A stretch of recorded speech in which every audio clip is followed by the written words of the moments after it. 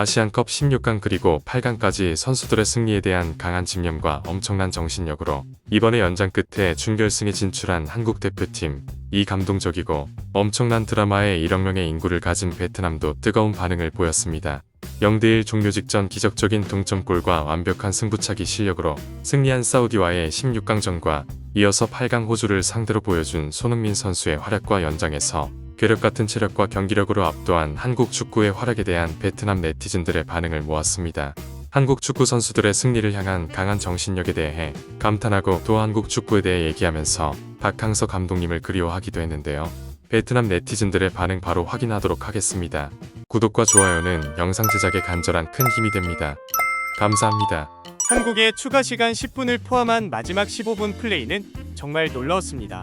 1분이 5분처럼 느껴질 정도로 많은 위험한 상황과 엄청난 압박이 있었습니다.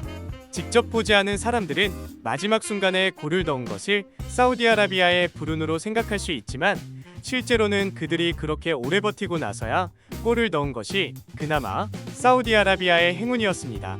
사우디아라비아의 골키퍼가 훌륭하게 플레이했기 때문입니다.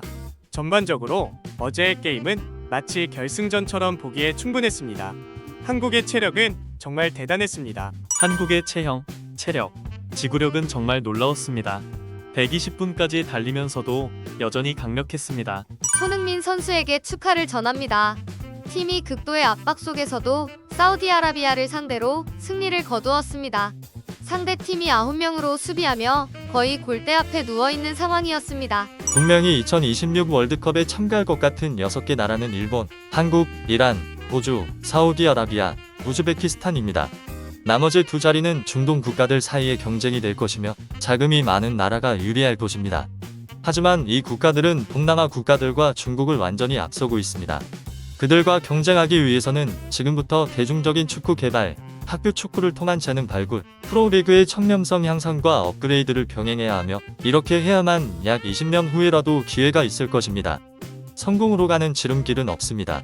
이 두 팀을 보면서 베트남이 월드컵에 참가하는 미래는 아직 멀게만 느껴집니다. 한국은 사우디아라비아보다 훨씬 수준이 높지만 처음부터 최선을 다하지 않았습니다. 만약 그들이 마지막 10분간의 경기 정신으로 플레이했다면 사우디아라비아는 이미 오래전에 패배했을 것입니다. 이 경기를 보면서 한국이 말레이시아와의 경기는 그저 쉬엄쉬엄 했음을 알 수 있습니다. 아시아 최고 팀들이 전력을 다해 경기하면 동남아 팀들은 테니스 점수를 받을 수 있습니다. 한국은 2022년 월드컵의 아르헨티나와 매우 비슷합니다. 대회 최고의 스타를 가지고 있으며 사우디아라비아를 넘어서는 것은 네덜란드를 넘어선 것과 같습니다. 한국은 결승에서 카타르를 만나 우승할 것입니다.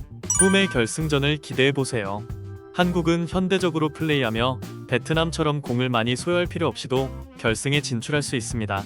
아시아에서 상위 3위인 사우디아라비아가 상위 2위인 한국을 만나도 수비적으로 나설 정도인데 어떤 팀은 모든 상대에게 공을 소유하고 공격적으로 플레이하겠다고 주장하는 것은 환상일 뿐입니다. 베트남 현 감독인 트로시에 감독은 상대팀에 상관없이 일관된 공격적인 전술을 추구해 현지 팬들로부터 많은 비판을 듣고 있습니다. 한국 축구를 얘기하며 박항서 감독님을 그리워하는 베트남 네티즌들이 있었습니다. 박 감독님을 비난하는 사람들이 있어요. 수비적으로만 뛰고 한 줄 수비를 하고 콘크리트를 붓고 죽어라 방어한다고요.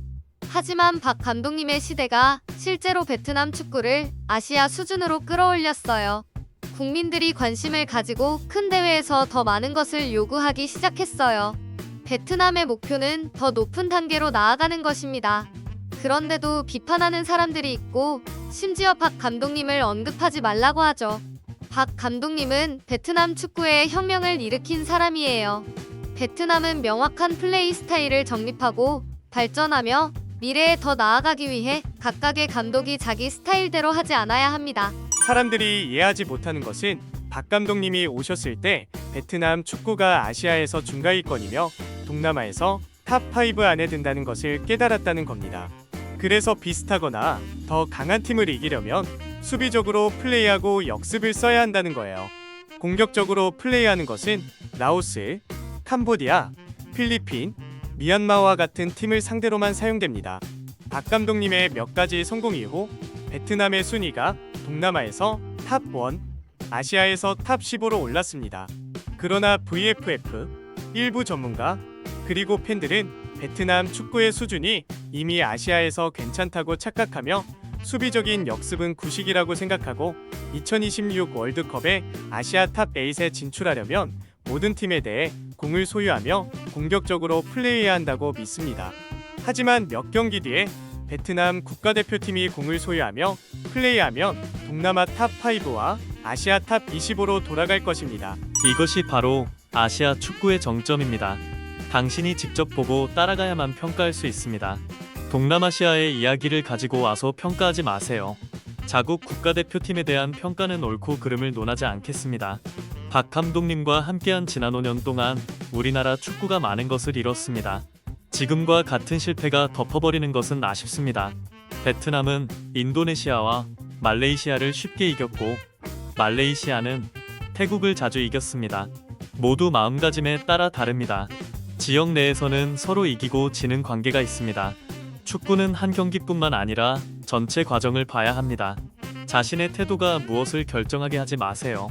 한국 경기를 보고 나서 동남아시아 국가들이 월드컵에 참가하고 싶다면 첫 번째로 개선해야 할 것은 신체 조건과 체력이라는 것을 알게 되었습니다.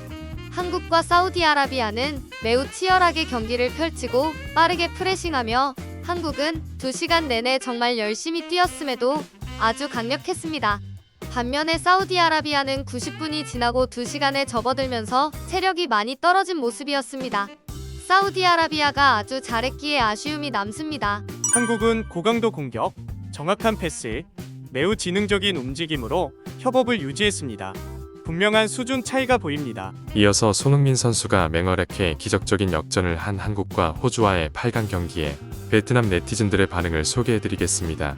이들은 정말 아시아를 대표해서 월드컵에 출전할 자격이 있는 전사들입니다. 정말 그렇습니다. 만약 준결승이 한국과 일본이라면 저는 그게 월드컵 결승전보다 더 매력적이라고 생각합니다. 그 경기의 특성과 의미 때문이죠. 왜 한국 선수들은 항상 체력이 좋은 것 같죠? 아시아에서 그들과 체력을 겨룰 수 있는 팀이 없는 것 같아요. 2002년 월드컵 때부터 안정환 같은 선수들은 매일 20km를 산과 언덕에서 달리기 훈련을 했다고 해요. 포르투갈과 크리스티아노 호날두조차도 한국에게 패배를 인정했죠. 수치스러운 패배를 받아들였습니다. 정말 별은 항상 빛납니다. 손흥민과 한국 대표팀에게 축하를 전합니다. 이번 대회에서 그들이 보여준 것에 대해 오스카상을 줘야 합니다. 어느 순간부터 호주가 한국 앞에서 버스 전술을 쓰기 시작했죠. 호주 경기 보는 것이 너무 지루해요. 손흥민과 한국이 준결승에 진출한 것을 축하하며 이번 아시안컵에서 한국이 우승하기를 바랍니다. 손흥민에 대한 기사를 볼 때마다 꽝아이의 기술 능력이 더 뛰어나다는 말이 생각납니다. 그런데 요즘 그 말이 별로 안 보이네요. 하하. 한국 드라마가 한국 축구를 망쳤어요. 그들은 드라마처럼 극적으로 이겨야 만족하는 것 같아요. 이번이 벌써 세 번째 한국이 후반 추가 시간에 골을 넣은 거예요. 정말 멋져. 손흥민, 현재 아시아에서 가장 우수한 선수로 손색이 없어요. 베트남 축구연맹은 한국 축구연맹을 스승으로 모셔야 해요.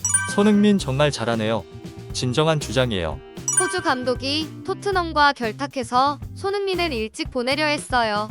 결국 손흥민이 반격해서 감독님을 일찍 집에 보내 준비하게 만들었죠. 한국 선수들의 체격이 베트남 팀보다 조금 더 우월한 것 같지만 그들의 체력이 정말 대단해요.